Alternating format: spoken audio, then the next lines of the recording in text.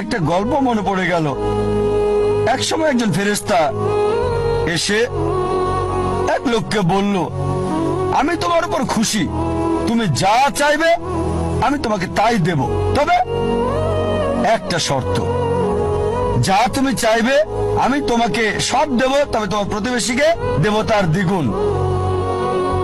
লোকটা বলল, একটা রোলেক্স ঘড়ি আমার চাই। ফেরেশতা তাকে রোলেক্স ঘড়ি দিয়ে দিল। প্রতিবেশী দুটো রোলেক্স ঘড়ি পেল। লোকটি বলল, একটা মার্সিডিজ গাড়ি আমার চাই। ফেরেশতা তাকে মার্সিডিজ গাড়ি দিল। প্রতিবেশীকে দুটো মার্সিডিজ দিল।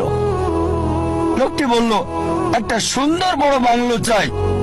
ফেরেশতা তাকে সুন্দর বড় বাংলো দিল। তার প্রতিবেশীকে দেওয়া হলো দুটো সুন্দর বড় বাংলো। লোকটি পরে বলল, দয়া করে আমার শেষ ইচ্ছাটা তুমি পূরণ করে দাও। কি সেটা?